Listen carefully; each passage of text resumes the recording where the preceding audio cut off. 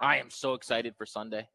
I think Sunday's game is probably the matchup I've been most fired up for in years and years, honestly, because I think what we're going to find out definitively is really twofold. I think we're going to find out how good is the Steelers defense, first and foremost. The idea is that they're really, really good right now. They are ranked in the top 10 in DVOA. They're ranked in the top 5 in plenty of metrics. But look at who they've played. They played the Falcons when Kirk in week 1 was coming off the Achilles, had never played with that team. Mm-hmm. They played Bo Nix in the second game of his career. They did play Herbert in the Chargers in week 3, but he was hurt, if you remember. He got hurt in that game. Mm-hmm. And I think they even got to play Taylor Heineke for much of that game, which is, well, I don't need to explain to you guys what that's like.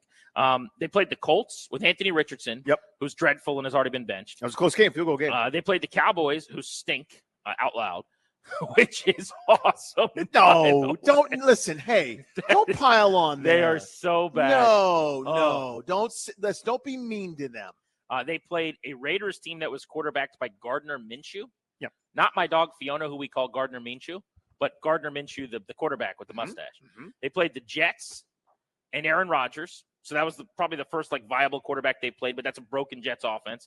And then last week they played, or the last time out, I should say, before their bye, they played Daniel Jones and the Giants. So they have not played an offense like this one. Frankly, there isn't another one in the league necessarily, but they haven't played a quarterback who's operating like Jaden Daniels. They haven't played as explosive or difficult an offense to get off the field. So I do think we're going to find a lot out about the Steelers defense. And similarly, on the other side, we're going to find plenty out about Washington's offense. There will be nothing else to answer. There will be no more, but what about ... But can they?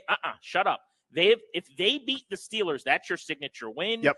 That is they came to our place off of a bye. Mike Tomlin is 13-4 off of byes. They've won 7 straight games off of a bye with 2 weeks to prepare. If Washington beats them and offense goes up and down the field against TJ Watt and this defense, there's nothing else. Yeah, there's no more qualifiers. There's no more buts. The only thing I want to hear about is, but which week in the playoffs are you going to hope to have a home game? That's now the conversation. So before the season started, just looking at it, doing the best you can to prognosticate, I didn't have the Steelers as a postseason team and not having a winning record for the first time since Tomlin ever took over, because the teeth of their schedule was really after this bye week. I didn't count Washington among that, by the way, but you look at it, it's Baltimore, Cincinnati, Philadelphia, Baltimore again, Kansas City, Cincinnati.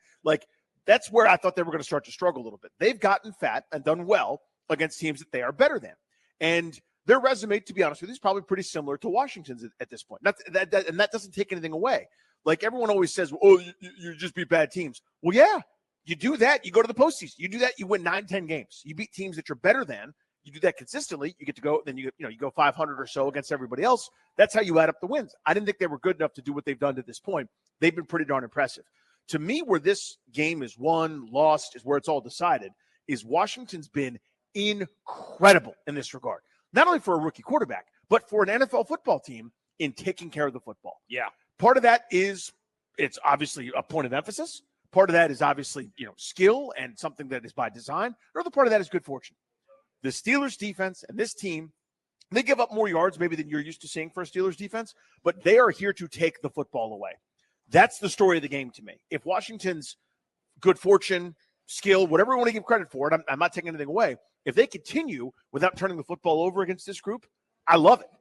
Or is this the game where they have to deal with some of that adversity where TJ Watt gets home or an interception happens or something to that effect? The Steelers are the best team in terms of defensive line and pass rushing personnel that Washington has played, by the way. Mm-hmm. They played the team last week that leads the NFL in sacks and in the Giants, and they didn't sniff the quarterback. That's right. They didn't get near Jaden Daniels. And by the way, Washington's offensive front last week was graded out the number 1 pass protection unit in the NFL in week 9 against the team that was leading the NFL in sacks. This week, you deal with a club that, in my opinion, has the best pass rushing personnel.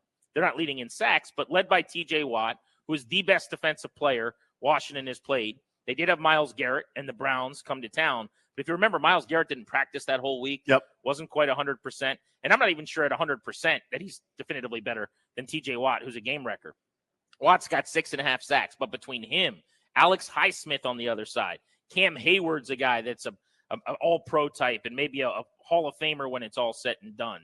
They have such good pocket-pushing interior linemen, penetration creators, edge rushers that get to the quarterback, that here's your ultimate test. Do they just pin their ears back and try to get to Daniels? You can't really do that with his ability to move around. You've got to be more assignment sound. I remember still from when I was on the beat, and Washington would always struggle with these mobile quarterbacks. And I had a coach at one time tell me the problem with these QBs that don't allow you to bring them down like everybody else does is if you rush the same way you do for the immobile quarterback, it's over. Yep. So if TJ Watt just gets up the field, plans on the 5-step drop and the sack fumble, Daniels just moves up in the pocket. It's a 20-yard scramble now. So you can't rush that way. You have to rush kind of watching him, looking, staying in your lane. You just can't be the same heat-seeking missile. That's a great benefit to having a guy like Daniels with his mobility. It's why he makes the offensive line and pass protection a little bit easier.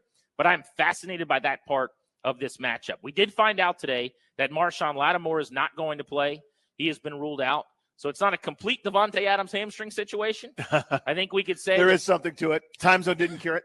There was some thought that as soon as they acquired him, his hamstring would magically be better, and he would pull the Devontae Adams and play. But I don't need him to play in this game. We can get into this in more detail in a couple of minutes. I need him more for Thursday in Philadelphia, which is a more important game overall as it is anyway. But there's also some breaking news on the Commanders roster and possibly a sign that they might be missing out on a player who's been very good for them. Well, let's get to that right now.